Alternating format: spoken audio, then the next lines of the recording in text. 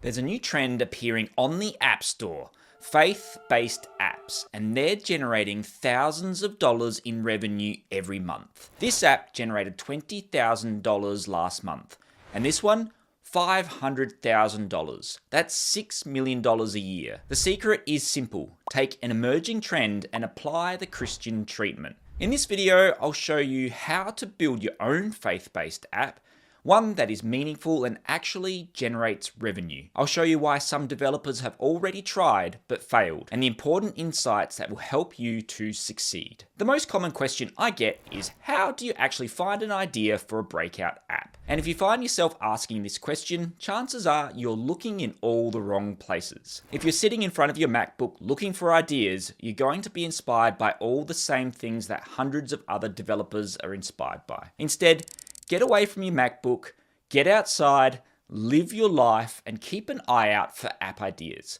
The further away from the tech scene you are, the better. Or you could watch a YouTube video titled Next $100,000 App Idea and hope that the other 20,000 other subscribers don't build the same thing. In all seriousness, the purpose of this series is actually to show you how I discover app ideas, how to validate them before I build them, and what my market research actually shows. And because I don't have time between filming for YouTube, building my piano app, and raising 5 kids, I show you how I would build the app and the thought process behind it. The niche I'm exploring today is faith-based apps.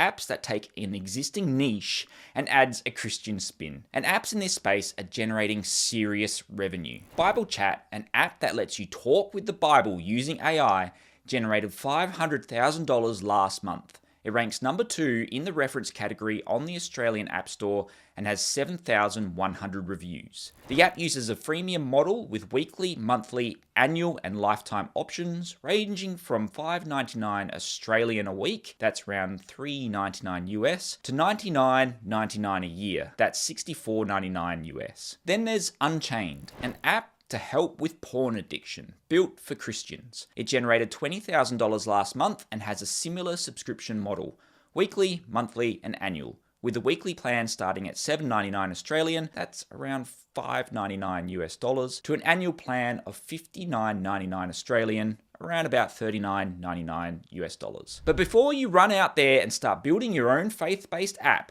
there's a problem. I've been sitting on this video idea for quite a while now, and it's a trend that popped up on my radar months ago. I held off creating it. It just makes me a bit uncomfortable to leverage my faith as a commodity. It's a topic that needs careful consideration and to be handled respectfully. Creating a video that could potentially exploit an entire faith for monetary gain does not sit well with me. This is a topic that I'm really passionate about. I'm actually building an app of my own in secret. The progress is slow, and with my limited time, I don't have the capacity to get it on the App Store before someone else does. So I held off. But the cat is out of the bag. Others have already recognized how much revenue these apps are generating. And I blame this post from Simone. You're ignoring a $500,000 a month app niche. Take an app like Quitter and make it faith-based. The word of mouth is insane in faith communities, and the market is huge. You've got yourself a $10,000 a month app idea. It got 21,000 views with over 300 developers bookmarking the post to make their own app. Some Bible apps make $500,000 a month. Mine makes $19 a month. I have one too. Makes a total of $0 a month. Mine makes nothing. Let's have a look at Victor's app. Holy Bible Chat Numa Daily. Straight away, I can see a major issue. Can you spot it too? If you said over-reliance on AI as the selling point, you're spot on!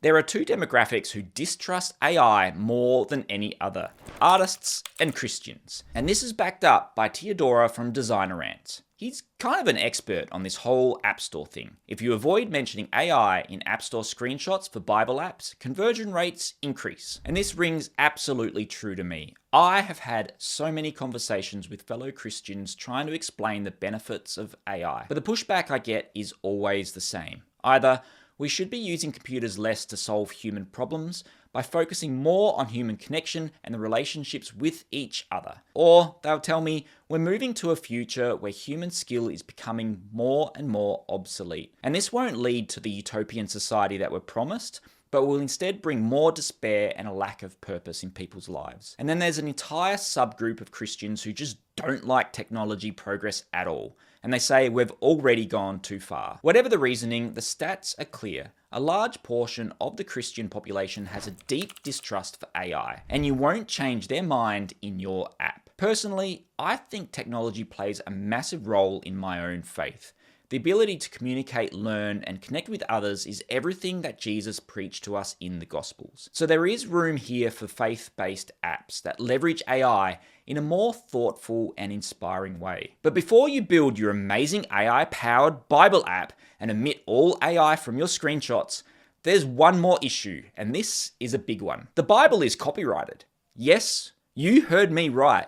The version of the Bible that most Christians read, either the King James Version or the New International Version, they're copyrighted. The King James Version is owned by the Crown, meaning in the UK the British monarchy owns the copyright, and Cambridge University Press administers those rights. There's also a new version of the King James Version called New King James Version.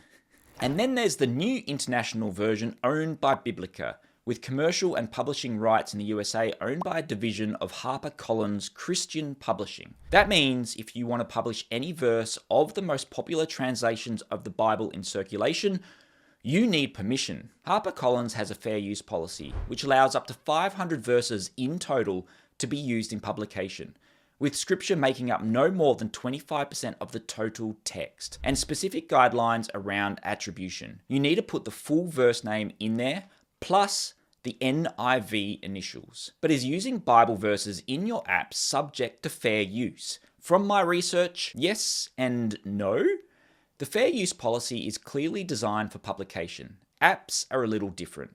To keep within their rules, you could limit the number of verses to 500 and provide appropriate attribution. Licenses to publish the Bible in its entirety in your app costs money. How much is hard to get a solid number on. Reports online suggest anywhere from $100 to $10,000, with your requests being assessed on a case-by-case basis. To request permission, you simply have to email the respective publisher, HarperCollins, Thomas Nelson, or Cambridge University. We've identified the niche, faith-based apps.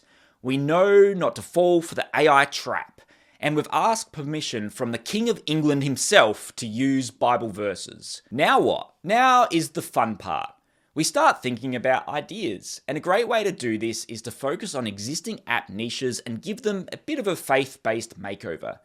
Chat with Bible is probably overdone now. I wouldn't start there. Start thinking about other ideas. Maybe a Bible quote wallpaper. Get any verse from the Bible and turn it into a wallpaper to put on your lock screen. Or a Bible screen time. An app that blocks you from TikTok and other social media apps until you've read a passage from the Bible. Hook into real-world issues that Christians are seeking answers to. Do your research and go to church this Sunday to talk with other Christians. Did I just trick you into going to church? I sure did. My Christian duty is done for the day. I've successfully evangelized you. Another idea are things like prayer journals. You could repurpose those existing voice note-taking apps, but instead of recording notes during a meeting, you can dictate what you're grateful for, and the app perhaps generates prayer ideas for you. A Bible study guide. Use AI, but don't say it's AI, to bring the Bible to life. Provide further context and information about each verse. The possibilities are endless. Don't get caught in the idea of building yet another Chat with Bible app. Instead, pair the latest technology advancements with a Christian focus, and you have yourself another $100,000 app idea. But do it thoughtfully. Tackle this app idea with respect to your audience. If you're not of the Christian faith, I encourage you to explore this topic on a deeper level before building. You may find it changes your life, as it did with me. If you have any questions about app building or you want to explore faith in more detail, feel free to reach out to me. You can contact me on X, on Instagram, or you can email me adamlytleapps@gmail.com. I've yet to share my own testimony publicly, but will do so in the future when the time is right.